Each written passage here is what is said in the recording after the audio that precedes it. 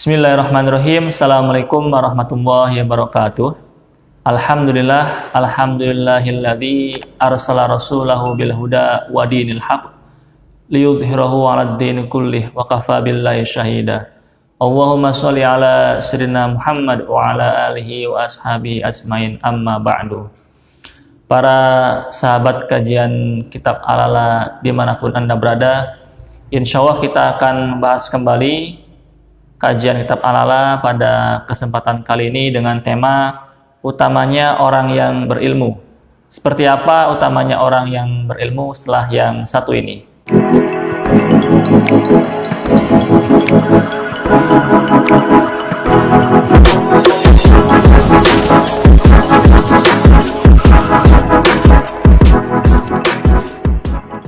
Bismillahirrahmanirrahim. Kita baca nazam kitab Al-Ala tentang utamanya orang yang berilmu. Akhul ilmi hayyu khalidun ba'da mautihi wa awsaluhu tahta turabi ramimu wa dzul jahli maitun wa huwa yamshi 'ala thara yudhannu minal ahya'i wa huwa 'adimu. Akhul ilmi hayyu khalidun ba'da mautihi. Orang yang berilmu akan tetap hidup setelah matinya. Wa awsaluhu tahtat turabi ramimu. Walaupun tulang-tulangnya telah hancur di bawah bumi. Wa dzul jahli maitun wa huwa yamshi 'ala thara. Sementara orang yang bodoh telah mati walaupun masih berjalan di atas bumi. Yudhannu minal ahya'i wa huwa 'adimu. Disangkanya dia hidup padahal dia telah tiada. Hadirin wal hadirat rahimakumullah, jamaah kitab Al-Ala dimanapun Anda berada, dalam nazam yang telah kita bacakan tadi ya, bisa disimpulkan bahwa ada dua orang ya. Ada yang satu ini bisa menggunakan ilmunya sehingga bermanfaat bagi orang lain. Meskipun sudah meninggal dunia tapi tetap dikenang karyanya, kebermanfaatannya ya, baik dalam ilmu maupun berupa wakaf gitu, atau berupa anak yang soleh ya.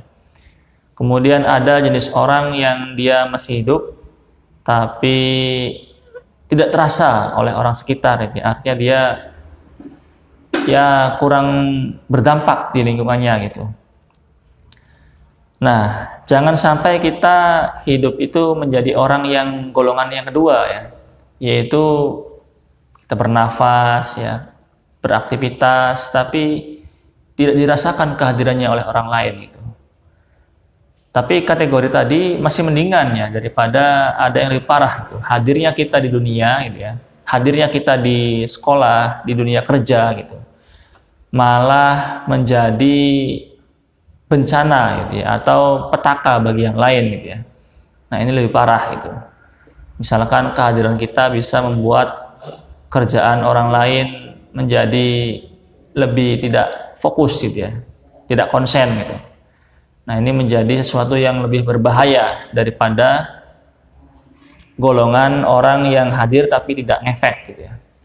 Ada yang lebih bagus, kehadiran kita itu bermanfaat bagi orang lain. Nah, inilah yang kita idam-idamkan ya, sehingga kita meninggalnya kita itu tetap dikenang gitu ya.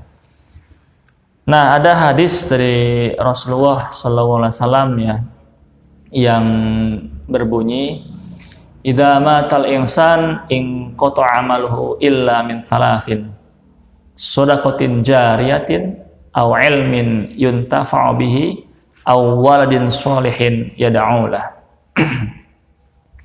Apabila seorang manusia telah meninggal, maka terputuslah amalnya ya, kecuali 3 perkara. Yang pertama yaitu sedekah jariah itu. Nah, sedekah jariah ini kalau misalkan kita cek sejarah, ada berapa sahabat yang menyedekahkan hartanya baik berupa emas ya atau dirham gitu, ataupun berupa tanah, ada juga yang berupa sumur gitu ya. Nah, salah satu contohnya yaitu yang pertama sahabat Umar bin Khattab. Beliau mewakafkan tanahnya di Khaybar gitu ya.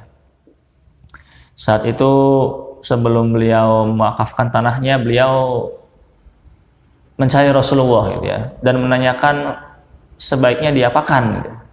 Akhirnya kata Rasulullah, diwakafkan saja Umar.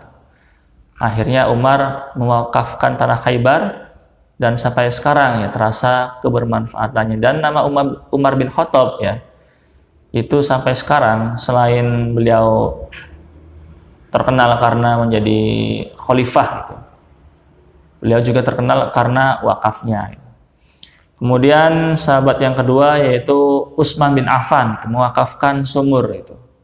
Waktu itu saat terjadi kekeringan ya, tidak ada air dimanapun ya, para sahabat hanya menemukan air itu di sumur milik seorang Yahudi. Akhirnya para sahabat membayar ya dengan biaya yang mahal. Kemudian Rasulullah mengatakan kepada semuanya ya, siapa yang berani membeli sumur Yahudi ya, dan menginfakkannya, mewakafkannya, maka balasannya surga. Lalu langsung sahabat Utsman bin Affan membeli sumur tersebut dan mewakafkan gitu pada umat Islam. Kemudian yang kedua ya, yang tidak putus itu, yaitu ilmu yang bermanfaat. Nah, ini topik fokus kita sekarang ya. Seperti apa ilmu yang bermanfaat ya? Yaitu kalau zaman sekarang itu bisa dengan menulis buku gitu ya. Kemudian kita juga sering mengenal ya nama-nama Imam Syafi'i, kemudian Imam Al-Ghazali. Nah, beliau ilmunya bermanfaat sampai terasa di era kita itu, bahkan sampai nanti cucu kita dan seterusnya itu. Dan yang ketiga yaitu anak soleh. Nah, anak soleh yang dimaksud di sini bukan anak kandung saja ya, melainkan anak didik kita gitu. Orang-orang yang pernah kita ajar. Nah, kalau misalkan dia merasakan kebermanfaatan ilmu yang telah kita ajarkan pada mereka itu, maka mereka akan senantiasa mengalirkan pahala kepada diri kita itu. Bahkan dalam beberapa fenomena ya di Indonesia itu, anak-anak yang soleh ini meneruskan ya estafet wakaf bapaknya yang telah meninggal gitu. Misal bapaknya ini pengen mendirikan yayasan pendidikan Islam gitu. Nah, kalau dia anaknya soleh ya, maka dia meneruskan bagaimana caranya agar sekolah ini berkembang gitu. Dan biasanya nama yang disematkan nama bapaknya gitu, supaya terus dikenang gitu. Nah, itu saja teman-teman ya. Jadi bagaimana terasanya kebermanfaatan orang yang berilmu tadi gitu. Baik menularkannya dengan secara langsung ilmu yang dia miliki gitu ya, ataupun bagaimana caranya ya kita memiliki ilmu untuk memanage harta kita ini agar abadi ya, sampai kita wafat pun terus mengalir gitu.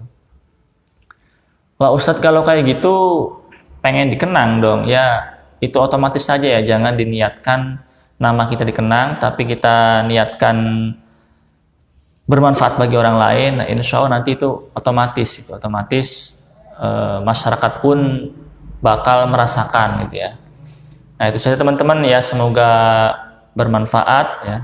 Silakan share ke teman-teman yang lain, dan jangan lupa like, comment, and subscribe. See you on next video. Syukron ala ihtimaikum. Wassalamualaikum warahmatullahi wabarakatuh.